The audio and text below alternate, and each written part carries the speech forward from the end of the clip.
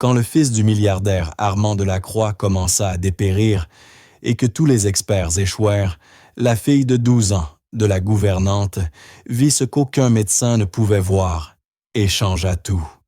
Dans une maison bâtie sur la richesse et le silence, un garçon mourait lentement et personne ne pouvait expliquer pourquoi. 6 mois d'analyse, d'examen et de diagnostic, tous menant au néant. Son père exigeait des réponses. Les spécialistes proposaient des théories, mais la vérité se tenait simplement là, dans un coin silencieuse. Une enfant de domestique 12 ans observait ce que personne d'autre ne remarquait. Parce que parfois, les plus petits yeux voient ce que les esprits les plus brillants ignorent. Ce qu'elle allait découvrir exposerait l'orgueil, sauverait une vie et changerait tout ce qu'ils croyaient savoir sur la médecine et sur eux-mêmes. Ce n'est pas seulement une histoire de maladie et de science. C'est l'histoire de la façon dont l'observation tranquille d'un enfant brisa un empire de certitude. Et avant que je n'oublie, dites-moi d'où regardez-vous cette histoire aujourd'hui. Laissez un commentaire ci-dessous. Profitez du récit. Les yeux d'un enfant virent la vérité cachée dans une pièce pleine d'experts. Lila, 12 ans, traçait du doigt le contour d'un cercle d'eau sur une table basse en verre. Sa mère l'avait manqué, ce qui n'arrivait presque jamais. Cette immense maison, toute de pierre blanche et de verre, était le plus grand emploi que sa mère Sophie ait jamais eu. Et Sophie ne laissait jamais une trace derrière elle. Lila n'était pas censée se trouver ici, pas dans le grand hall en tout cas. Elle aurait dû être dans la petite cuisine du personnel, terminant ses devoirs. Mais sa mère travaillait tard, encore une fois. Le propriétaire, M. Armand Delacroix, recevait des médecins. Lila, pas si près du verre, murmura Sophie d'une voix fatiguée mais ferme. « Ne touche à rien. Ne fais aucun bruit. »« Je ne touche à rien, » chuchota Lila en retirant sa main. Elle remit une mèche de cheveux blonds derrière son oreille. Elle connaissait la règle être invisible. La fille d'une femme de ménage valait encore moins qu'une domestique. Elle devait être un fantôme, un meuble qui respire. Depuis leur coin près du couloir de service, Lila pouvait voir le grand salon. On aurait dit une salle d'hôpital. 4 médecins en costume sombre entouraient un long canapé blanc. Ils parlaient à voix basse, sérieuse. Armand Delacroix se tenait avec eux. C'était un homme grand, toujours sur le point de briser quelque chose. Son visage, d'ordinaire impassible, était gris d'inquiétude. Il ne regardait pas les médecins, mais son fils. Daniel, 10 ans, était allongé sur le canapé, enfoui sous des couvertures moelleuses. À côté de lui, une perfusion laissait passer un mince tube, fixé à son bras pâle. Une infirmière privée, Madame Lefebvre, observait un moniteur clignotant. Daniel était malade depuis toujours. Depuis 6 mois, Lila venait ici après l'école, accompagnant sa mère. Elle avait vu la maladie ronger peu à peu le garçon. D'abord, il était en fauteuil roulant. Puis, il ne quittait plus le canapé. Maintenant, il ouvrait à peine les yeux. Les résultats sont indéterminés, M. Delacroix, déclara le chef du groupe Dr Moreau, un homme aux cheveux d'argent. Les IRM sont normales. Les analyses sanguines montrent une inflammation, mais sans cause précise. Nous avons testé toutes les maladies auto-immunes, toutes les affections neurologiques. Rien de concluant. La voix d'Armand était grave, presque menaçante. Il s'éteint. Je vous paie une fortune. Trouvez la cause. Nous suggérons une série de traitements expérimentaux, répondit calmement le docteur. Une clinique en Suisse pourrait. Mais Lila ne les écoutait plus. Elle ne prêtait pas attention à leurs mots. Elle observait Daniel. Elle regardait la manière dont ses doigts reposaient sur la couverture, les fines veines bleutées sous sa peau de papier. Sa mère disait souvent qu'elle regardait trop. C'est impoli, Lila. Les gens n'aiment pas être observés. Mais Lila ne pouvait pas s'en empêcher. Elle était une observatrice. Dans son sac d'école, elle gardait son trésor le plus précieux, un petit carnet en cuir. C'était le journal de son arrière-grand-mère, Rose Beaumont. Rose n'avait pas été une simple vétérane de guerre.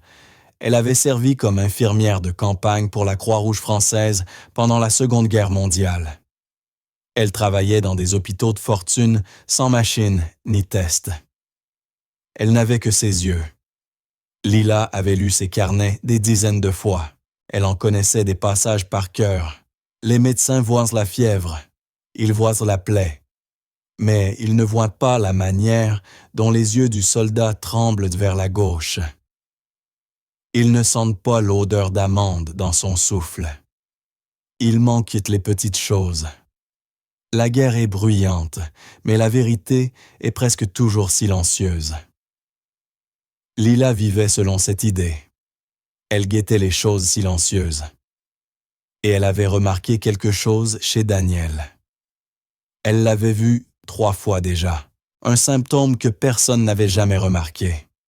Les médecins étaient toujours trop occupés à consulter leurs écrans. Cela commença maintenant. C'était silencieux. Tellement silencieux que seul un véritable observateur pouvait le voir. La main gauche de Daniel, jusque-là détendue, se recroquevilla lentement. Son index se mit à tapoter régulier précis. 1, 2, 3, pause. 1, 2, 3, pause. Le souffle de Lila se coupa. « Il semble si faible, » disait M. Delacroix, tournant le dos à son fils. « Il n'a plus d'énergie. Ses constantes sont stables. » L'infirmière, Madame Lefebvre, interrompit la conversation, les yeux fixés sur le moniteur. La tension artérielle est stable. « Regardez-le », pensa Lila, suffocant d'impatience. Elle avait envie de crier « Arrêtez de regarder la machine !» À ce moment-là, la tête de Daniel posée sur l'oreiller fit un léger mouvement brusque vers la droite, presque invisible. Ni une crise, ni un tremblement juste, un petit sursaut précis. Le tapotement de sa main s'accéléra. « Nous pensons qu'un changement d'environnement serait bénéfique, » dit le docteur Moreau en consultant sa tablette. « L'air des Alpes, par exemple. » « Il recommence, » murmura Lila. Sa mère lui saisit le bras. « Chut, Lila. »« Que t'ai-je dit? Il fait le truc avec sa main, » insista-t-elle un peu trop fort. Le silence tomba les 4 médecins, l'infirmière, et M. Delacroix se tournèrent tous vers la petite fille blonde debout dans le couloir. Lila sentit ses joues s'enflammer, tandis que les doigts de sa mère s'enfonçaient dans son bras, comme des griffes. « Sophie, que signifie ceci ?» gronda Delacroix, la douleur le rendant dur. « Faites sortir votre fille d'ici. Je vous prie de m'excuser, monsieur. Tout de suite. Lila, viens, on s'en va, » dit sa mère d'une voix tremblante. Elle allait être renvoyée, Lila le savait. Mais il le refait, protesta l'enfant en se dégageant brusquement. Elle s'avança hors de l'ombre et entra dans la grande pièce inondée de lumière. Elle se sentit minuscule, comme un insecte sous une loupe. Le docteur Moreau parut offensé. « Jeune fille, ceci est une consultation privée, » sa main dit Lila en pointant du doigt terrifiée, mais incapable de se taire. Regardez sa main gauche. Tous les regards se tournèrent vers Daniel. Sa main était maintenant immobile. Le tapotement avait cessé. Le mouvement de tête disparut. Le cœur de Lila se serra. « Il n'y a rien d'anormal dans sa main, » déclara sèchement le docteur. « C'était là, » balbutia Lila. Son index tapait 3 fois, puis sa tête bougeait. Il le fait toujours juste avant ses crises. Une crise raille à l'infirmière. Nous surveillons toute activité épileptique. Il n'y en a pas. Ce n'est pas une crise, répondit Lila. C'est plus petit. Et cela arrive juste avant les grosses migraines et la fièvre. Je l'ai vu. Vous l'avez juste manqué, Lila s'écria. Sophie se précipitant pour la retenir. Monsieur Delacroix, je suis désolée. Elle lit trop de livres étranges. Elle a beaucoup d'imagination. Une imagination, répéta le docteur d'un ton méprisant. Elle perturbe notre travail et agite le patient. Monsieur Delacroix fixa Lila. Ses yeux étaient un froid. Faites-la sortir. Et Sophie, vos services ne seront plus nécessaires. Les larmes montèrent aux yeux de Lila. Le visage de sa mère devint livide. Elle venait de la faire renvoyer simplement parce qu'elle n'avait pas su se taire. « Non, attendez !» cria Lila désespérée. Elle courut vers le canapé. « Reculez !» ordonna sèchement l'infirmière en levant la main. « Ce n'est pas seulement le tapotement » hurla Lila. « C'est l'odeur, vous ne la sentez pas. » Tout le monde s'immobilisa. Monsieur Delacroix fronça les sourcils. « Quelle odeur !»« Il n'y a aucune odeur ici, » répondit le docteur Moreau perplexe. « S'il y en a une, » insista Lila. Elle se pencha vers Daniel. L'infirmière voulut la retenir, mais Delacroix leva la main. « Laissez-la. » Lila approcha son visage, des cheveux du garçon. L'odeur était faible, presque imperceptible, mais elle la reconnut aussitôt, celle de l'atelier de son père. « Ça sent le sucre brûlé, dit-elle, levant les yeux vers les médecins, ou l'amande amère. Doux mais triste. » Le docteur Moreau leva les yeux au ciel. « Monsieur Delacroix, c'est absurde. Cet enfant... Attendez !» coupa Delacroix. Il s'agenouilla près du canapé, se pencha sur son fils et inspira profondément. Il se redressa brusquement, le visage pâle. « Elle a raison, » murmura-t-il, la peur dans les yeux. « Il y a une odeur. Sucrée. » Le docteur perdit soudain de son assurance. Il se pencha à son tour, imité par les autres médecins, tous reniflant les cheveux et la peau de l'enfant. « Je ne sens rien, » bredouilla Moreau, mais il paraissait inquiet. « Vous n'essayez pas vraiment, dit Lila. C'est juste là. »« Armand, c'est le stress, » tenta de le rassurer le docteur. « Vous êtes épuisé. Le tapotement, puis le mouvement de tête, puis l'odeur, » dit Lila d'une voix désormais assurée. Le courage de son arrière-grand-mère coulait dans ses veines. « C'est l'ordre. Je l'ai vu 3 fois. » Et environ 1 heure plus tard, il tombe très malade. Monsieur Delacroix se releva, regarda la fine équipe de médecins hors de prix, puis la fille de la domestique. « Tu as vu ce schéma 3 fois ?» demanda-t-il. Lila hocha la tête. « La dernière fois, c'était mardi dernier. Il tapait des doigts, pendant que vous étiez au téléphone, l'infirmière changeait sa perfusion.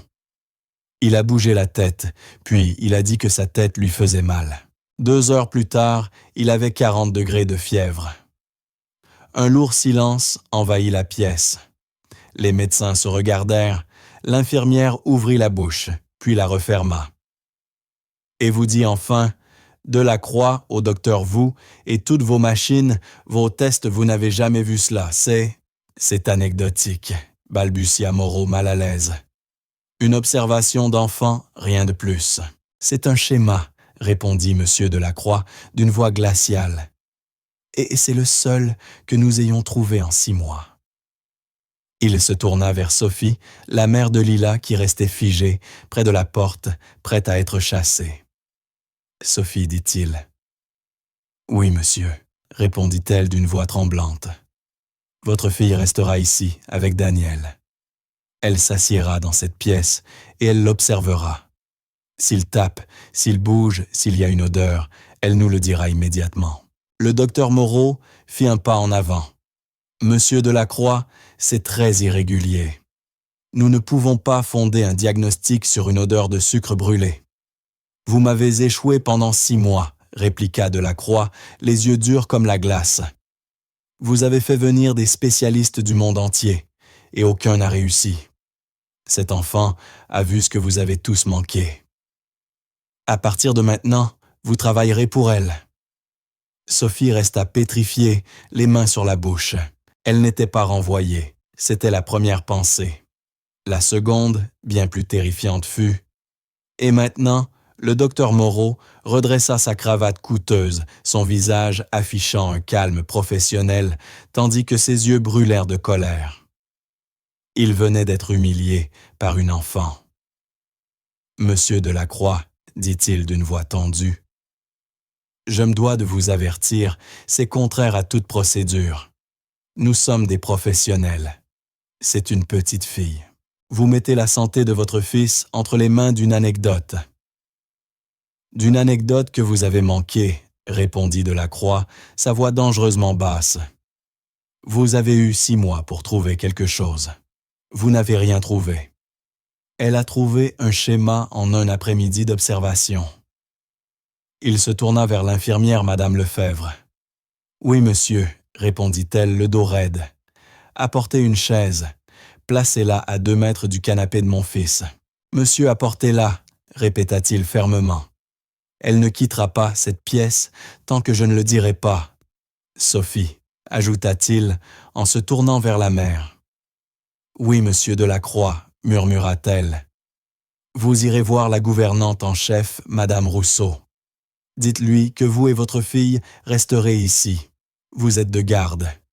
Elle vous préparera une suite d'invités, pas une chambre du personnel. La ligne déjà floue entre maître et domestique venait d'être effacée. Madame Lefebvre revint avec un fauteuil lourdement capitonné, qu'elle posa sur le marbre blanc dans un bruit sourd. Le geste avait quelque chose de définitif. Lila regarda sa mère, les yeux de Sophie étaient grands ouverts de peur. Elle hocha la tête brièvement, comme pour dire « Sois courageuse. Ne parle pas, fais ce qu'il dit. » Puis elle recula et disparut dans le couloir de service. Lila se retrouva seule avec le milliardaire, les médecins furieux, l'infirmière contrariée et le garçon malade. « Assieds-toi, dit Delacroix. » Lila s'avança vers la chaise. Elle était douce, bien plus confortable que toutes celles de sa propre maison. Elle s'assit au bord son sac, toujours sur le dos, celui qui contenait le carnet de son arrière-grand-mère. Elle n'osa pas l'enlever. Maintenant, dit Delacroix, en se tournant vers l'équipe médicale, vous allez attendre. Vous attendrez tous. Armand, c'est ridicule, protesta le docteur. Nous avons des rendez-vous d'autres patients. Annulez-les, répondit Delacroix. Ou envoyez-moi vos factures. Peu m'importe, vous ne partirez pas avant d'avoir vu ce qu'elle a vu. Les 3 autres médecins échangèrent des regards abattus. Ils étaient prisonniers, payés une fortune pour assister à l'observation d'une fillette de 12 ans. Le silence s'installa profond et pesant. Seuls résonnaient les bips réguliers du moniteur médical, le souffle discret de la climatisation et le froissement du costume du docteur Moreau, qui faisait les 100 pas près des grandes fenêtres. Lila ne bougea pas. Elle ne regardait pas les médecins, seulement Daniel. Son visage était si pâle que ses cils semblaient des ombres sur sa peau. Sa poitrine se soulevait faiblement, mais régulièrement sous la couverture. Ses mains étaient immobiles. La guerre est bruyante, mais la vérité est presque toujours silencieuse. Les mots de Rose résonnaient dans sa tête. Lila se força à imaginer qu'elle était dans cet hôpital de campagne. Elle n'était pas la fille d'une domestique, elle était infirmière observatrice. Elle avait une mission. 1 heure passa. Le soleil se déplaça. La lumière dans l'atrium devint plus dorée. Madame Lefebvre vérifia la perfusion de Daniel, prit sa tension avec un brassard automatique. « Les constantes sont inchangées, monsieur Delacroix, » annonça-t-elle, jetant un regard à Lila. « Aucun tapotement, aucune odeur. Il est parfaitement stable. » Sa voix froide cherchait à prouver que la fillette s'était trompée. « Il n'est pas stable, » dit Lila d'une voix douce mais nette. « Il attend. » « Il attend quoi ?» se moqua le docteur. « Son prochain symptôme imaginaire. »« Ce n'est pas imaginaire, » répondit Lila, les poings serrés sur ses genoux. Lila coupa Delacroix sa voix tranchante. Elle leva les yeux vers lui. « Ne parle que si tu vois quelque chose. Observe, c'est ton seul devoir. »« Oui, monsieur, » murmura-t-elle. Le docteur Moreau balbutia. « Une observation d'enfant. C'est un schéma, » répondit monsieur Delacroix d'une voix glaciale. et c'est le seul que nous ayons trouvé en 6 mois. » Il se tourna vers Sophie, la mère de Lila, qui restait figée près de la porte, prête à être chassée. « Sophie, dit-il. »« Oui, monsieur, répondit-elle d'une voix tremblante. Votre fille restera ici avec Daniel. Elle s'assiera dans cette pièce et elle l'observera. S'il tape, s'il bouge, s'il y a une odeur, elle nous le dira immédiatement. » Le docteur Moreau fit un pas en avant. « Monsieur Delacroix, c'est très irrégulier. Nous ne pouvons pas fonder un diagnostic sur une odeur de sucre brûlé. »« Vous m'avez échoué pendant 6 mois, » répliqua Delacroix, les yeux durs comme la glace. « Vous avez fait venir des spécialistes du monde entier et aucun n'a réussi. Cet enfant a vu ce que vous avez tous manqué. À partir de maintenant, vous travaillerez pour elle. » Sophie resta pétrifiée, les mains sur la bouche. Elle n'était pas renvoyée, c'était la première pensée. La seconde, bien plus terrifiante, fut « Et maintenant ?» Le docteur Moreau redressa sa cravate coûteuse, son visage affichant un calme professionnel, tandis que ses yeux brûlaient de colère. Il venait d'être humilié par une enfant. « Monsieur Delacroix, dit-il d'une voix tendue, je me dois de vous avertir, c'est contraire à toute procédure. Nous sommes des professionnels, c'est une petite fille. Vous mettez la santé de votre fils entre les mains d'une anecdote. » « D'une anecdote que vous avez manquée, » répondit Delacroix, sa voix dangereusement basse. « Vous avez eu 6 mois pour trouver quelque chose. Vous n'avez rien trouvé. » Elle a trouvé un schéma en un après-midi d'observation. Il se tourna vers l'infirmière Madame Lefebvre. « Oui, monsieur, » répondit-elle, le dos raide. « Apportez une chaise. Placez-la à 2 mètres du canapé de mon fils. »« Monsieur, apportez-la. » répéta-t-il fermement. « Elle ne quittera pas cette pièce tant que je ne le dirai pas. »« Sophie, » ajouta-t-il en se tournant vers la mère. « Oui, monsieur Delacroix, » murmura-t-elle. « Vous irez voir la gouvernante en chef, Madame Rousseau. Dites-lui que vous et votre fille resterez ici.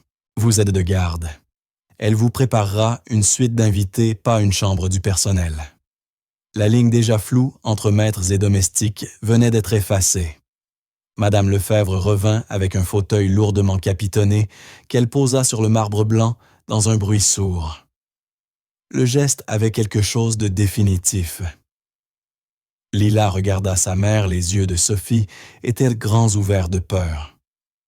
Elle hocha la tête brièvement, comme pour dire « Sois courageuse. » « Ne parle pas. » Fais ce qu'il dit. Puis elle recula et disparut dans le couloir de service. Lila se retrouva seule, avec le milliardaire, les médecins furieux, l'infirmière contrariée et le garçon malade. « Assieds-toi, dit Delacroix. » Lila s'avança vers la chaise. Elle était douce, bien plus confortable que toutes celles de sa propre maison. Elle s'assit au bord son sac, toujours sur le dos celui qui contenait le carnet de son arrière-grand-mère. Elle n'osa pas l'enlever. « Maintenant, dit Delacroix, en se tournant vers l'équipe médicale, vous allez attendre. Vous attendrez tous. Armand, c'est ridicule, protesta le docteur. Nous avons des rendez-vous d'autres patients. Annulez-les, répondit Delacroix. Ou envoyez-moi vos factures, peu m'importe. Vous ne partirez pas avant d'avoir vu ce qu'elle a vu. » Les 3 autres médecins échangèrent des regards abattus. Ils étaient prisonniers, payés une fortune pour assister à l'observation d'une fillette de 12 ans. Le silence s'installa profond et pesant. Seuls résonnaient les bips réguliers du moniteur médical, le souffle discret de la climatisation et le froissement du costume du docteur Moreau qui faisait les 100 pas près des grandes fenêtres. Lila ne bougea pas. Elle ne regardait pas les médecins, seulement Daniel. Son visage était si pâle que ses cils semblaient des ombres sur sa peau. Sa poitrine se soulevait faiblement, mais régulièrement sous la couverture. Ses mains étaient immobiles. La guerre est bruyante, mais la vérité est presque toujours silencieuse. Les mots de Rose résonnaient dans sa tête. Lila se força à imaginer qu'elle était dans cet hôpital de campagne. Elle n'était pas la fille d'une domestique, elle était infirmière observatrice. Elle avait une mission. 1 heure passa, le soleil se déplaça. La lumière dans l'atrium devint plus dorée. Madame Lefebvre vérifia la perfusion de Daniel, prit sa tension avec un brassard automatique. « Les constantes sont inchangées, monsieur Delacroix », annonça-t-elle, jetant un regard à Lila. « Aucun tapotement, aucune odeur.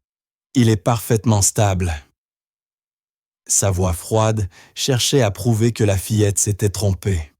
« Il n'est pas stable », dit Lila d'une voix douce mais nette. « Il attend. » « Il attend quoi ?» se moqua le docteur.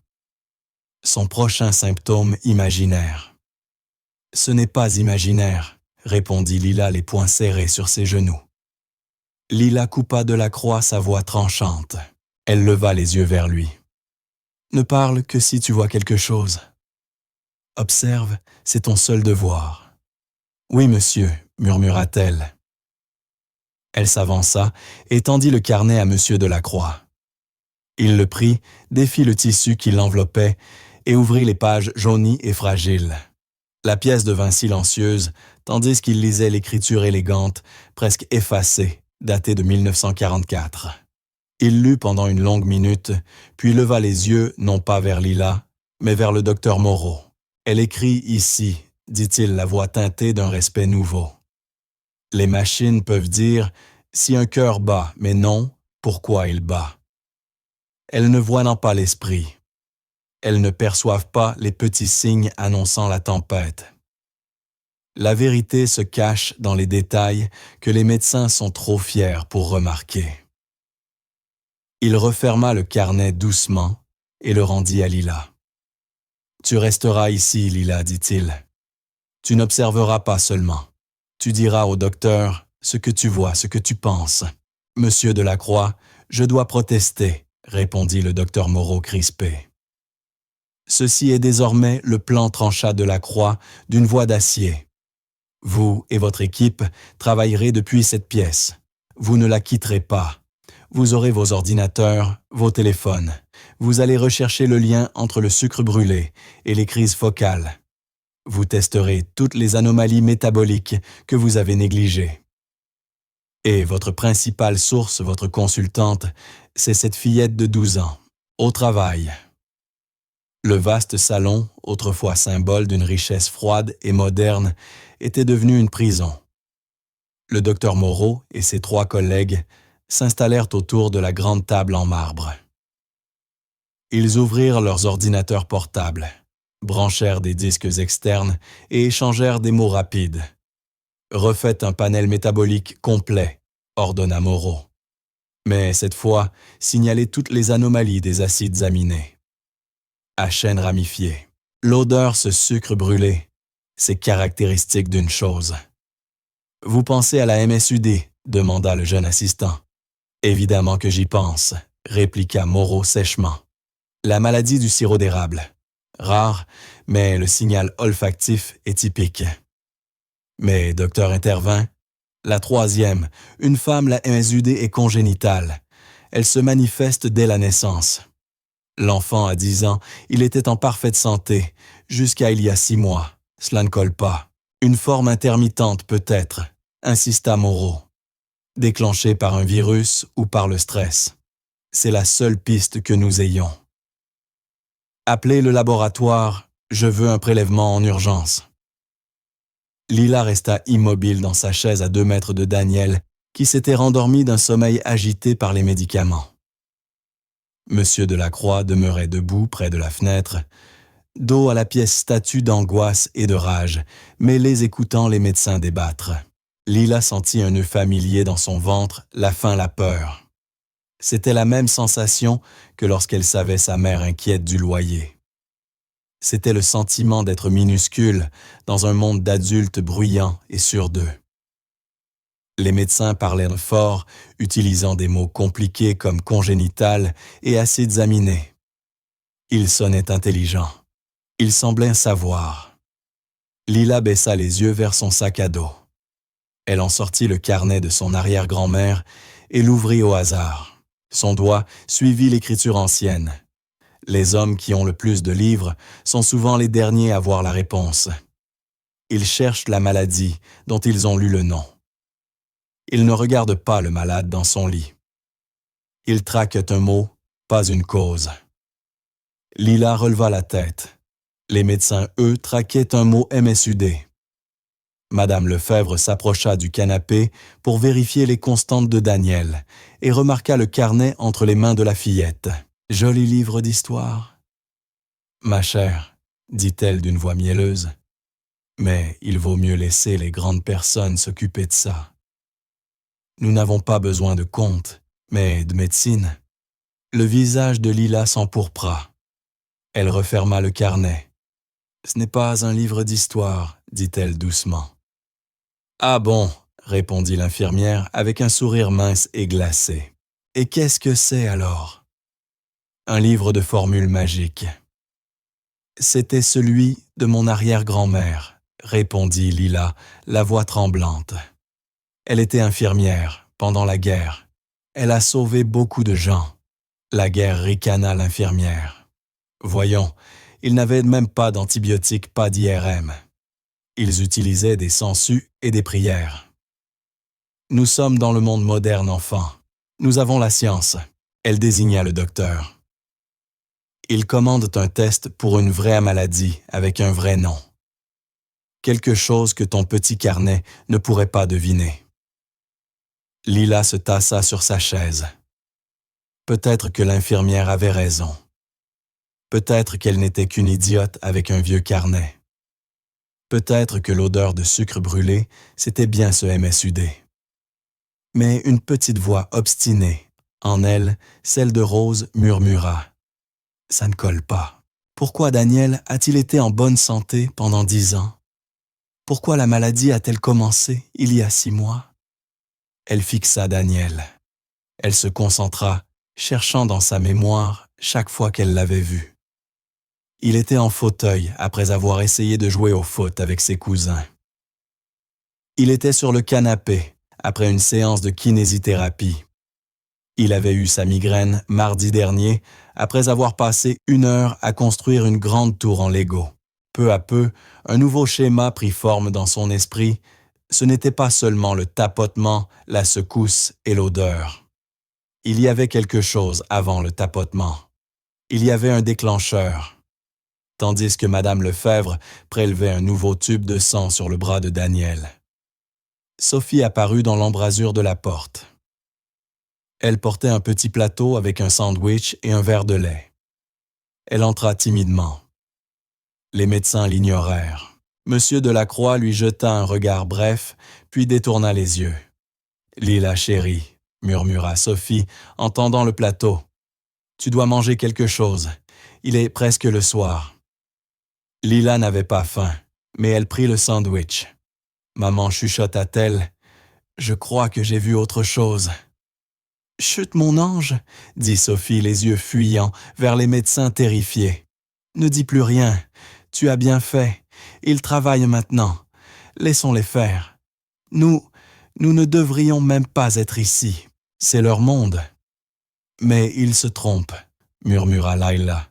« Ça n'a aucune importance s'ils se trompent, » répondit Sophie d'une voix brisée.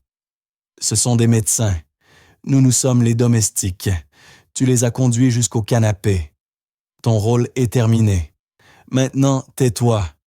Mange ton sandwich et surtout, ne nous fais pas renvoyer. » Lila regarda le visage pâle et effrayé de sa mère, puis la table où les médecins parlaient à un spécialiste par visioconférence. Tous discutaient de la MSUD. Elle se sentit déchirée. Sa mère avait raison, elle devait être invisible. Mais les mots de Rose résonnaient dans sa tête. La vérité se cache dans les détails que les hommes fiers ne voient pas. Être fier était un luxe. Lila n'était pas fière seulement observatrice. 1 heure plus tard, les résultats urgents arrivèrent. Un message apparut sur l'ordinateur du docteur. Il le lut. Son visage, jusque-là assuré, devint livide. « Qu'y a-t-il » demanda Delacroix se retournant vers lui. Le test, dit Moreau d'une voix plate, le panel métabolique pour la maladie du sirop d'érable. Il hésita. Et négatif, répondit-il, incrédule. Complètement normal. Il ne l'a pas. Le silence retomba. Leur seule piste, la seule maladie identifiable, venait de s'effondrer. Le jeune médecin leva les bras. Alors, on revient au point de départ. Aucune pathologie connue n'assemble ces symptômes. Il doit y en avoir une, gronda Delacroix. Nous avons tout testé, répondit Moreau, la voix montant d'agacement. Neurologique, auto-immun métabolique, génétique. Rien. Ces symptômes, le tapotement, l'odeur, sont des anomalies. Elles ne sont pas liées. Si elles le sont, dit Lila. Toutes les têtes se tournèrent vers elle. Sa mère, restée dans le couloir, étouffa un cri. Madame Lefebvre leva les yeux au ciel. Oh, pas encore. Lila se leva. Ses jambes tremblaient, mais elle tenait le carnet en cuir, comme un bouclier. « Qu'as-tu dit » demanda Delacroix en s'approchant. « Elles sont liées » répéta-t-elle, sa voix plus ferme. « Vous regardez au mauvais endroit. Vous observez la maladie, pas ce qui se passe avant la maladie. » Le docteur la fixa, offensé. « Et que se passe-t-il avant, petite fille ?»« Il se fatigue » répondit Lila. « Évidemment qu'il se fatigue, » dit Moreau. « Il est gravement malade. C'est une conséquence, pas une cause. »« Non, » insista Lila. « Pas fatigué de sommeil. Ses muscles se fatiguent. Je l'ai vu.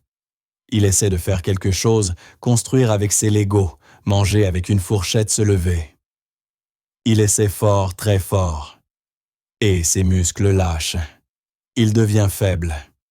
Puis, quelques minutes plus tard, le tapotement commence, puis le mouvement de tête, puis l'odeur, puis le mal de tête. Elle le regarda droit dans les yeux. Ce n'est pas la maladie qui le fatigue. C'est l'effort qui le rend malade. Un nouveau silence étrange tomba. Monsieur Delacroix regarda le docteur Moreau, dont le visage demeurait impassible. Il réfléchissait. Fit la jeune doctoresse, les yeux écarquillés. Si le déclencheur est musculaire, si c'est un phénomène induit par l'effort. Les yeux du docteur s'illuminèrent d'un éclat intellectuel soudain. Une myopathie métabolique, murmura-t-il. Une canalopathie. Les muscles se fatiguent, ne récupèrent plus, et libèrent une toxine, un sous-produit. C'est cela que nous sentons. Et c'est ce qui provoque la crise focale. Il se tourna vers son équipe. Nous cherchions la mauvaise chose. Nous testions son sang alors qu'il était au repos. Il faut prélever après un effort. Il regarda Delacroix. Armand, c'est une percée. Cela change tout le champ d'études. Mais M. Delacroix ne le regardait pas. Il fixait Lila, la petite fille, assise dans le grand fauteuil, serrant contre elle un carnet vieux de 70 ans. « Nous devons provoquer un effort contrôlé, » dit Moreau, l'esprit en ébullition. « Fatiguer légèrement les muscles pour prélever au moment précis de la défaillance. » « Non, dit Delacroix d'un ton tranchant. Moreau s'arrêta. « Armand, c'est le seul moyen de confirmer. Nous devons. » « Vous ne provoquerez rien chez mon fils, » coupa Delacroix d'une voix glaciale. « Vous ne lui ferez pas de mal, » dit M. Delacroix d'une voix ferme. « Nous attendrons. » Et cette fois, ajouta-t-il en se tournant vers Lila. « Tu nous diras quand cela commence.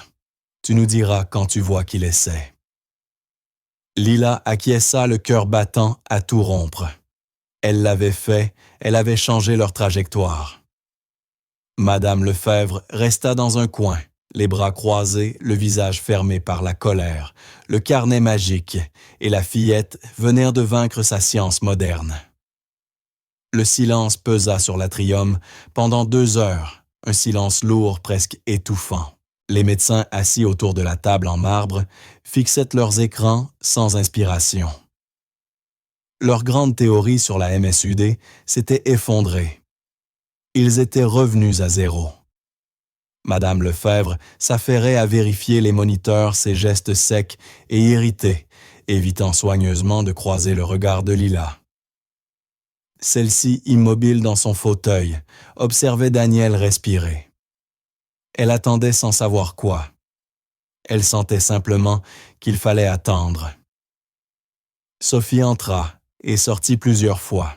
Elle apporta une bouteille d'eau pour Lila, une compresse tiède pour le front de Daniel. Elle bougeait comme une souris effrayée de déranger les médecins contrariés. Lila ouvrit le carnet de son arrière-grand-mère. Elle avait besoin d'entendre la voix de Rose. Son doigt retrouva un passage souligné. Les hommes de médecine sont impatients. Ils veulent couper, injecter, agir. Ils oublient que le corps a son propre langage. Ils parlent à son rythme. La vraie guérison ne commence pas par une aiguille, mais par la patience. Il faut attendre que le corps révèle son secret. Lila ferma les yeux. « J'attends grand-mère Rose », pensa-t-elle. « J'écoute. » Monsieur Delacroix restait debout près de la fenêtre. Il fixait les jardins, mais ne voyait rien. Son corps était tendu comme de l'acier, prêt à rompre. « C'est inutile, » Armand dit enfin. Le docteur Moreau, rompant le silence. « Il est stable. L'épisode est terminé. Quoi que ce fût, c'est fini. Nous perdons notre temps. Il faut le transférer à l'hôpital. Nous avons besoin d'une équipe de neurologie complète, pas de... » Il désigna vaguement Lilassa. « Vous aviez dit que vous attendriez, » répondit Delacroix sans se retourner. « Nous avons attendu, » reprit Moreau. « Nous avons vu le tapotement, senti l'odeur. Les tests sont négatifs. C'était une impasse. » « Ce ne l'était pas, » dit Lila. Sa petite voix claire fendit la tension. Le docteur Moreau soupira se tournant vers elle. « Enfant, nous avons expliqué le test pour la MSUD est négatif. Ta théorie du sucre brûlé était fausse. »« Ma théorie n'était pas le sucre brûlé, » répondit Lila en se levant. Le courage glacé dans la poitrine. « Ma théorie, c'était le schéma. Vous ne regardez toujours pas le déclencheur. »« La fatigue musculaire. »« C'est trop vague, » répliqua le docteur. « Ce n'est pas un diagnostic. »« Alors regardez, » dit Lila en pointant vers le canapé. Il se réveille. Daniel Delacroix remuait. Ses yeux s'ouvrirent lentement brouillés par les médicaments. « Monsieur Delacroix, » dit Lila d'une voix tranchante, « venez, regardez. » L'homme se détourna de la fenêtre et traversa la pièce en 3 pas rapides. Les médecins se levèrent, sentant que quelque chose changeait. « Daniel, » dit le père d'une voix plus douce que jamais, « mon fils, comment te sens-tu? » « Soif, » murmura l'enfant la voix rauque. Il leva le bras droit vers le verre d'eau, posé tout près à quelques centimètres de sa main. Son bras trembla, les muscles tendus comme des câbles. Il luttait, il essayait. Lila retint son souffle. « C'est ça, » murmura-t-elle, « c'est l'effort. » Daniel grogna de frustration. Sa main n'arrivait pas à saisir le verre. Ses doigts le frôlèrent. Le renversant l'eau glacée se répandit sur les couvertures coûteuses. « Je n'y arrive pas, » haleta-t-il, épuisé par ce simple mouvement. Son bras retomba inerte. « Ce n'est rien, mon garçon, » commença son père avec un sourire forcé. « Non, » cria Lila si fort que tout le monde sursauta. « Attendez, regardez son autre main. » Tous tournèrent le regard. La main gauche de Daniel paume vers le haut tapotait doucement l'index, frappait le pouce. « 1, 2, 3, pause. 1, 2, 3, pause. Là, » souffla Lila. Voilà le déclencheur. La défaillance musculaire. Maintenant, la maladie arrive. « Mon Dieu, » murmura la jeune doctoresse. « Elle a raison. » Sous leurs yeux, la tête de Daniel fit la petite secousse brusque vers la droite. Le docteur Moreau se redressa électrisé. Il la refait, il répète le schéma. L'odeur, dit Lila en se penchant, elle commence. C'est léger, mais elle est là. Prélevez le sang, ordonna M. Delacroix. Non, attendez, cria le docteur métamorphosé en chercheur en pleine découverte. Pas encore. Il faut le faire au pic. Il nous faut l'événement complet. Vous aviez promis de ne pas lui faire de mal, accusa Lila. Je ne lui fais pas de mal, répondit Moreau avec un éclat dans les yeux. J'attends simplement que le corps révèle son secret. Ils attendirent. Le tapotement de la main s'accéléra. L'air autour du canapé se chargea d'une odeur sucrée et amère de sucre brûlé. Lila vit le pouls de Daniel battre trop vite dans son cou. Ma tête, gémit-il, les yeux fermés de douleur. Ça fait mal, très mal, infirmière Lefebvre. Prenez le sang, cria le docteur Moreau. Panel complet en urgence et préparez l'analyseur portable. On fait le test ici, pas au laboratoire. L'infirmière s'exécuta aussitôt. Ses mains tremblèrent de colère, autant que de tension, mais son geste restait sûr. Elle trouva la veine et remplit 3 tubes d'un sang rouge foncé.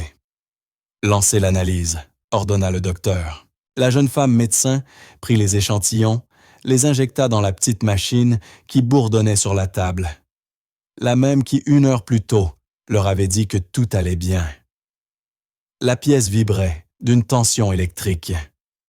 On n'entendait que les gémissements de Daniel, les gestes secs de Madame Lefebvre, administrant un calmant et les bips de l'appareil. Lila se tenait près de Monsieur Delacroix tremblante. Elle avait fait tout ce qu'elle pouvait. À présent, les machines devaient les parler. « La fièvre arrive », murmura-t-elle. « C'est la prochaine étape. » Delacroix posa une main lourde sur son épaule. Ce n'était pas pour la réconforter, c'était pour s'ancrer. Ping! Un petit son électronique retentit depuis l'ordinateur. Le docteur Moreau et son équipe se penchèrent aussitôt sur l'écran. Lila scruta leur visage, d'abord la confusion, puis l'incrédulité. « Non », souffla Moreau. « C'est impossible. »« Quoi ?»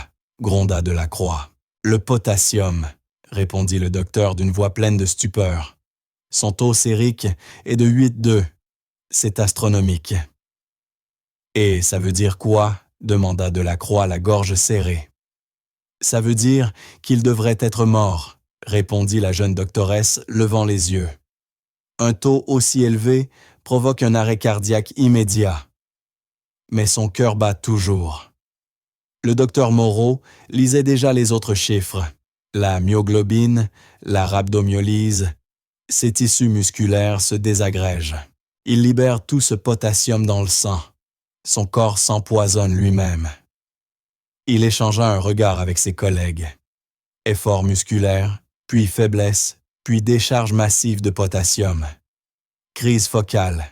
Ce n'est pas neurologique, c'est une canalopathie. Une anomalie génétique. Mon Dieu! Il se tourna vers Delacroix, les yeux brillants sans arrogance, mais avec l'excitation d'un homme qui venait de résoudre l'impossible. « Je sais ce que c'est, dit-il. »« Comment ça s'appelle » demanda Delacroix.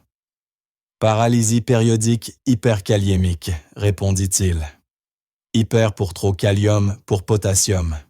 C'est une mutation génétique incroyablement rare. Les canaux ioniques de ces cellules musculaires fonctionnent mal. Lorsqu'il fait un effort, il panique.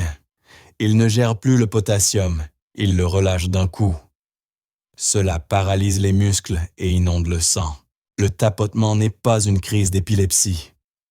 Pas vraiment, c'est les nerfs qui déraillent à cause de l'empoisonnement au potassium. Quant à l'odeur, c'est celle de son corps qui tente de métaboliser une dose létale de ses propres substances. Delacroix était livide.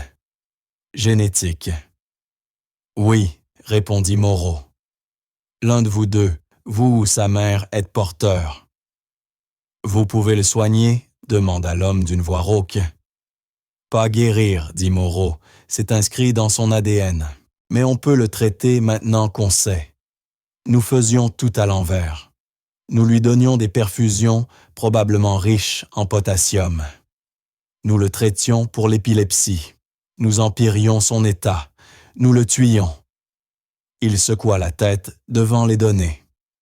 Mais maintenant, on peut le sauver. Le remède est simple. Un régime pauvre en potassium, des injections de glucose pendant les crises pour forcer le potassium à rentrer dans les cellules. Ce n'est pas une condamnation à mort. C'est une condamnation à vivre, mais c'est la vie. La pièce tomba dans un silence lourd. Le poids des 6 derniers mois, la peur, la colère, semblaient se déposer sur le sol. Delacroix lâcha enfin l'épaule de Lila. Il s'approcha du canapé et s'agenouilla près de son fils. La respiration de Daniel s'était déjà calmée. Les médicaments faisaient effet. Le père le regarda longuement, puis leva les yeux non pas vers les médecins payés 10 000 € par jour, ni vers l'infirmière, mais vers la fillette au basket usé. « Lila, dit-il d'une voix rauque. « Oui, monsieur. » « Le carnet, dit-il. Celui de ton arrière-grand-mère. » Rose murmura Lila. « Rose, répéta-t-il doucement. Elle serait très fière de toi. » Les larmes montèrent aux yeux de Lila brûlantes rapides. Elle les essuya gênée. Dans le coin, Madame Lefebvre se tenait droite, le visage livide. Elle observait le milliardaire regarder la fille de la domestique avec un respect qu'il ne lui avait jamais accordé à elle. Elle avait perdu et elle le savait. La tension dans la pièce ne se brisa pas. Elle changea seulement de nature.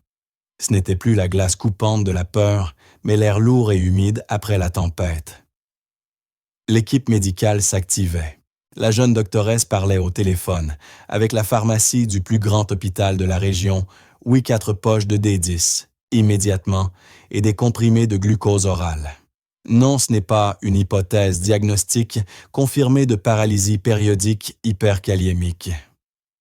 Patient masculin, 10 ans. Madame Lefebvre se tenait près de la potence, à perfusion, les bras ballants, le visage livide. Elle ne servait plus à rien. Ces 6 mois de traitement avaient été non seulement inutiles, mais dangereux. Le docteur Moreau, le visage rougi par la honte de son erreur et l'excitation de la découverte, écrivait déjà de nouveaux ordres. Surveiller son cœur. L'ECG montre des ondes T au maximum. Il est à la limite d'un arrêt cardiaque complet. Injectez le glucose maintenant. Cela agira comme une clé, forçant le potassium à quitter le sang pour retourner dans les cellules. Ce n'est qu'une solution temporaire, mais c'est la bonne. Monsieur Delacroix n'avait pas bougé du côté de son fils.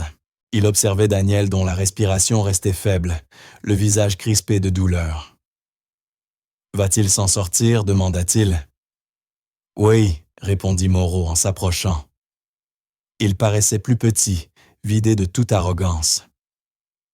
Monsieur, ce que nous lui administrions la perfusion saline standard, était chargé d'électrolytes, dont du potassium. Nous faisions exactement ce qu'il ne fallait pas. À chaque crise, nous jetions de l'essence sur le feu. Il jeta un regard à Lila debout près de sa chaise, le vieux carnet serré contre elle. Je traitais les chiffres, pas l'enfant. Je cherchais une maladie connue. Jamais, pas une seconde, je n'ai envisagé quelque chose d'aussi rare. J'ai écarté les symptômes parce qu'ils ne rentraient pas dans mes manuels. Il la regarda droit dans les yeux. « Et vous, mademoiselle, vous n'aviez pas de manuel. Vous n'aviez que vos yeux. Vous lui avez sauvé la vie. Je suis médecin depuis 30 ans. Jamais je n'ai eu autant tort, et jamais je n'ai été aussi heureux d'avoir eu tort. » Il s'inclina légèrement. « Merci. » Lila resta muette, la gorge serrée. « De rien, monsieur, » finit-elle par murmurer. Quelques minutes plus tard, une nouvelle poche de perfusion fut suspendue.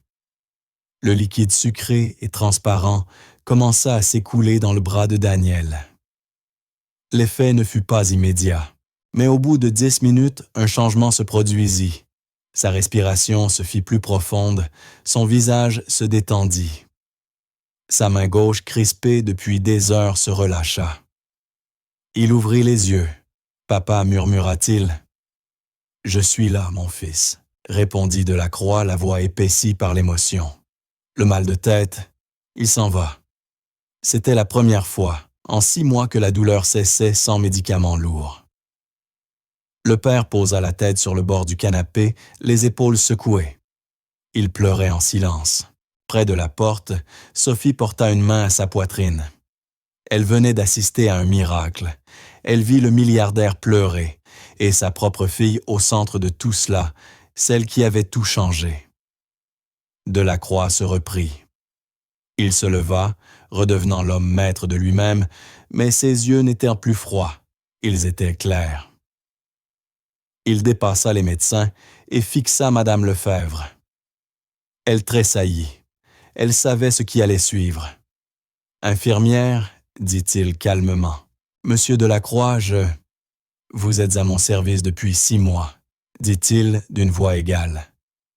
Vous avez été ici chaque jour. Vous avez vu mon fils souffrir. J'ai suivi les ordres du docteur Moreau. J'ai surveillé ses constantes, Oui, coupa-t-il. Vous avez fait votre travail, celui inscrit sur un tableau. Mais aujourd'hui, vous avez entendu cet enfant. Il désigna Laila. Vous avez entendu la vérité qu'elle offrait une observation vitale. Et qu'avez-vous fait? L'infirmière resta muette, le visage gris. Vous vous êtes moqué, dit Delacroix. Vous avez traité son carnet de contes de fées. Vous lui avez dit de laisser les adultes s'en charger. Votre orgueil, votre arrogance ont failli coûter la vie à mon fils. Vous étiez plus soucieuse d'avoir raison que de le sauver. Vous êtes renvoyé. Monsieur, vous ne pouvez pas. Une voiture vous attendra dans 10 minutes, coupa-t-il en lui tournant le dos. Vous quitterez cette maison. Vous n'aurez pas de lettre de recommandation. Allez-vous-en. Madame Lefèvre le regarda sans mot dire, la lèvre tremblante. Elle jeta un coup d'œil à Moreau, qui évita son regard, puis à Lila, avec une haine froide dans les yeux. Enfin, elle se redressa et sortit avec le peu de dignité qui lui restait. Elle était partie. Delacroix expira longuement. Il se tourna vers Sophie. « Sophie, dit-il. »« Oui, monsieur, répondit-elle d'une voix craintive. Vos fonctions de femme de ménage sont terminées. À partir de maintenant, vous êtes l'invité de ma fille et de mon fils. Madame Rousseau vous installera dans l'aile Est, la suite avec vue sur l'océan. Vous prendrez vos repas avec nous. Vous faites partie de la famille désormais. Monsieur, je ne peux pas, je suis le personnel, balbutia Sophie. Vous êtes la mère de la fille qui a sauvé mon fils, dit Delacroix simplement. C'est tout ce qui compte. Maintenant, prenez votre fille. Reposez-vous toutes les deux. Il se tourna vers Lila. Je veux te voir ici demain, Lila. Pas comme observatrice, comme amie. Daniel aura besoin d'une amie. 3 jours passèrent et le manoir Delacroix n'était plus le même. Autrefois froid et silencieux comme un hôpital, il vibrait maintenant d'une vie nouvelle. Il restait une présence médicale. Mais le docteur Moreau et son équipe n'étaient en plus des gardiens. Ils étaient des conseillers enthousiastes témoins d'une guérison qu'ils croyaient impossible. Daniel était assis dans son propre lit dans sa chambre. La potence et les moniteurs avaient disparu, sa couleur était revenue. Lila, assise sur le tapis, jouait aux cartes avec lui. « Tu as des 7 » demanda Daniel avec un sourire. Pioche, répondit Lila riant doucement. « Tu es meilleure que mon ancienne infirmière, dit-il. Elle me laissait toujours gagner. »« C'est parce qu'elle ne jouait pas vraiment, » répondit Laila. « Elle te surveillait. »« Mais toi, tu es juste là, dit Daniel. » Il posa ses cartes. « Tu sais, je t'ai entendu ce jour-là dans le grand salon. J'étais à moitié éveillé. J'entendais les docteurs, mon père et toi. Les autres parlaient fort avec colère et peur. Ta voix, elle était calme. Tu disais juste la vérité. Merci. Quand ils regardèrent tous les machines, toi, tu m'as vu. » Le cœur de Lila se gonfla de chaleur. « C'est mon arrière-grand-mère qui m'a appris, » dit-elle. « Celle du carnet ?» demanda Daniel. « Oui, » répondit-elle en hochant la tête. Elle disait que la vérité est presque toujours silencieuse. Dans la suite d'invités, Sophie essayait de faire son lit.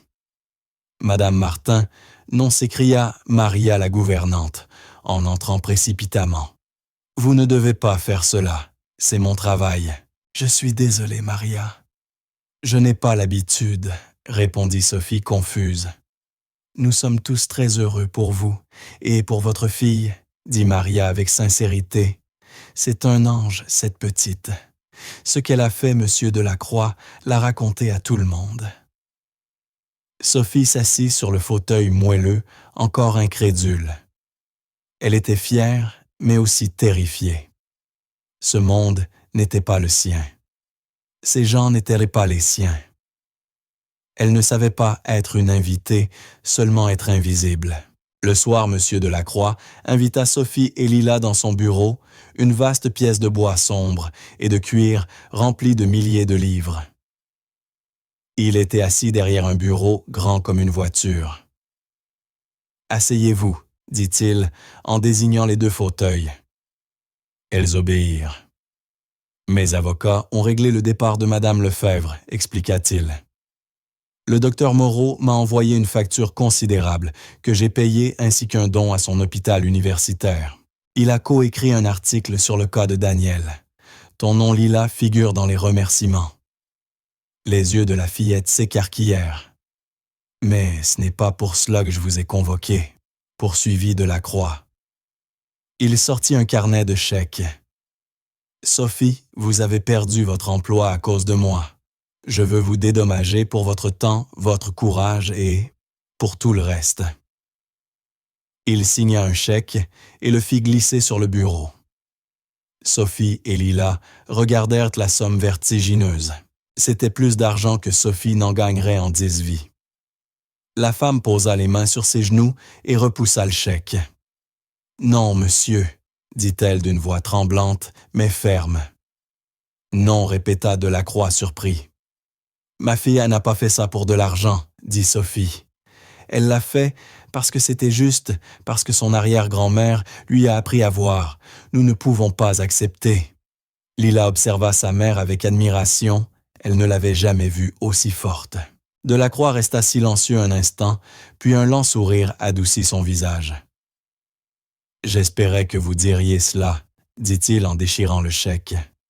« Je ne suis pas un homme facile, Sophie, mais je comprends la fierté et l'honneur. » Il joignit les mains.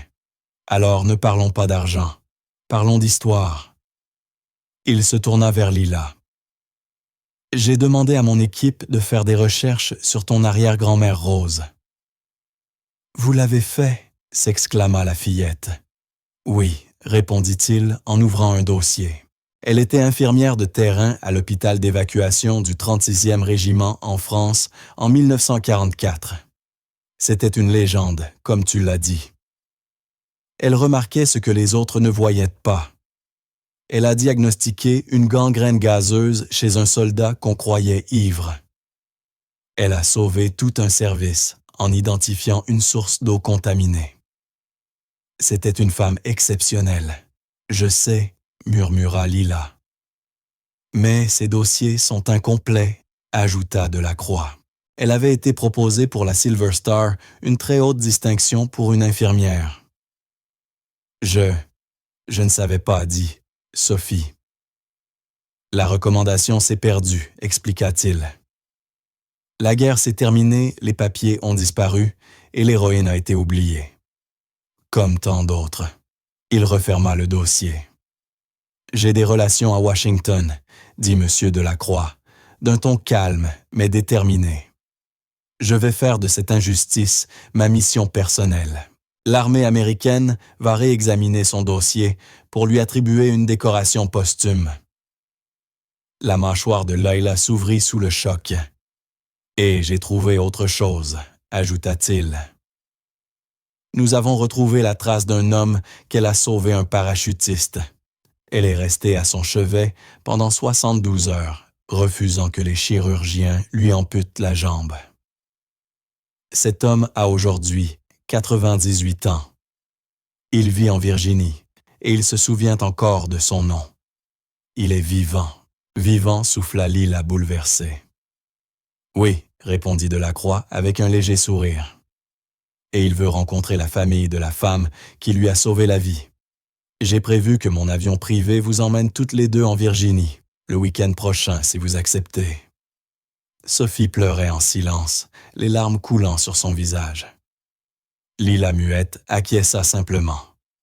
Elle n'était plus la fille d'une domestique, ni une ombre. Elle était l'arrière-petite-fille d'une héroïne, et peut-être un peu héroïne elle-même.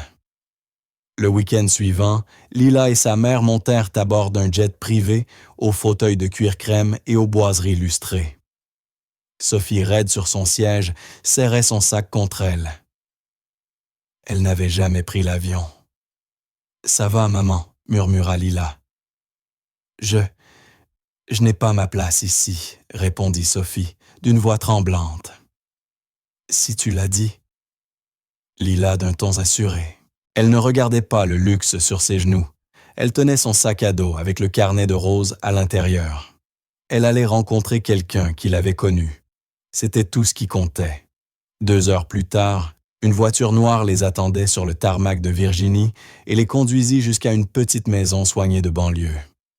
Avant qu'elle ne frappât la porte, s'ouvrit. Une femme d'une 60aine d'années sourit. « Vous devez être Sophie et Lila. Entrez, je vous en prie.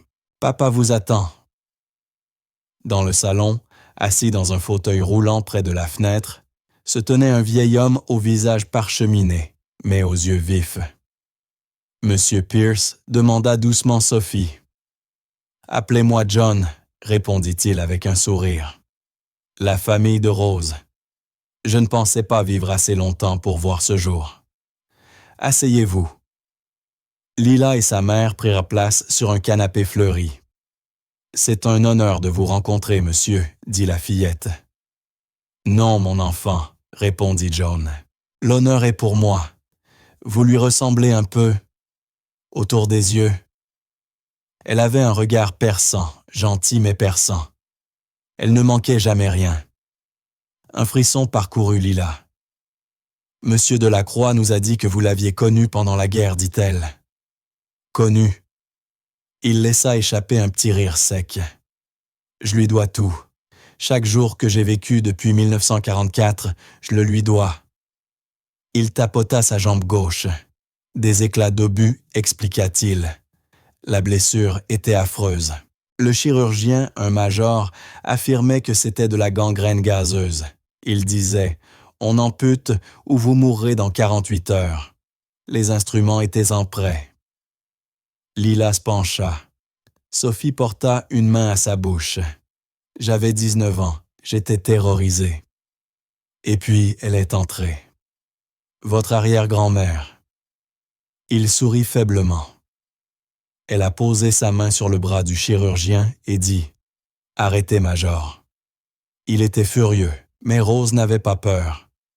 Elle a dit « Il n'a pas de gangrène. » Le major a crié « Regardez, c'est noir, c'est mort. » Et elle a répondu « Non, sentez-le. La gangrène sent la viande pourrie. Ça sent les pièces de cuivre chauffées. Ce n'est pas une infection. Les éclats d'obus sont encore là. Ils le brûlent de l'intérieur. C'est cette odeur. » Les mains de Lila montèrent à sa bouche.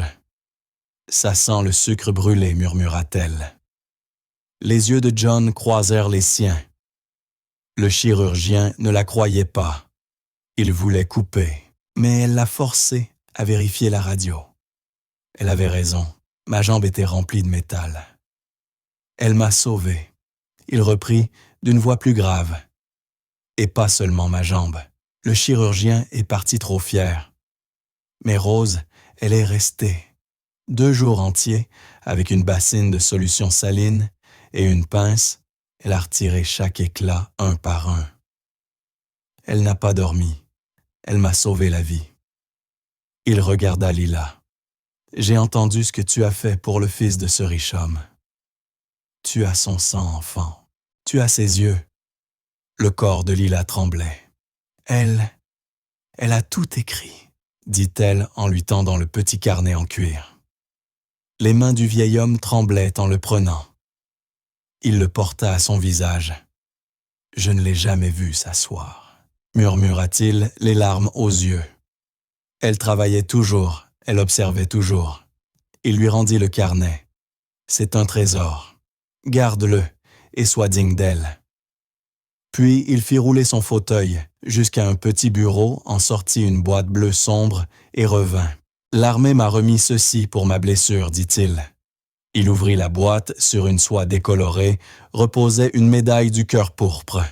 « Oh non, monsieur, nous ne pouvons pas, » s'écria Sophie bouleversée. « J'ai 98 ans, dit John d'une voix redevenue forte. Je n'ai pas d'enfant. J'ai gardé cette médaille pendant près de 80 ans, mais je sais depuis le premier jour qu'elle lui appartient. L'armée oublie, les papiers se perdent, mais nous les hommes qui étions là, nous n'oublions pas. Un héros reste un héros. » Il posa la boîte dans les mains de Lila. « Prends-la, dit John. Elle lui appartient. Souviens-toi du sang qui coule dans tes veines, celui d'une femme qui n'a jamais eu peur de dire aux hommes fiers qu'ils avaient tort. » Lila referma les doigts sur la boîte. Elle était lourde, réelle, pleine d'histoire. 2 semaines plus tard, le manoir de la Croix était redevenu calme, non plus d'un calme d'hôpital, mais d'une maison vivante. Dans le jardin, Daniel lançait une balle de baseball. Son bras restait faible, mais il lançait. « Un peu plus fort cette fois », cria-t-il. Lila, à 3 mètres, gants neufs à la main, attrapa la balle. « Tu t'améliores, dit-elle. »« C'est mon nouveau régime, » répondit-il en soufflant. « C'est bizarre, plus de bananes, mais je ne suis plus malade. Pas de crise depuis 16 jours. » « Parce que ce ne sont pas des crises, » expliqua Lila. « C'est juste une paralysie périodique hyperkaliémique. Ce n'est qu'un nom. »« Tu es étrange, Lila, dit-il en souriant, mais je suis content que tu sois là. »« Moi aussi, » répondit-elle en lui renvoyant la balle. Un peu plus loin, Sophie était assise à une table de jardin, concentrée sur un ordinateur portable. Elle n'était plus femme de ménage. Monsieur Delacroix la formait désormais au poste d'intendante du domaine. Le docteur Moreau avait appelé l'article médical sur le cas de Daniel, celui qui citait Lila dans les remerciements venait d'être publié. L'armée avait aussi pris contact. Elle rouvrait officiellement le dossier de Rose pour une décoration posthume. Lila glissa une main dans sa poche. Ses doigts touchèrent le métal froid de la médaille du cœur pourpre. Daniel manqua la balle. Elle roula jusqu'à ses pieds.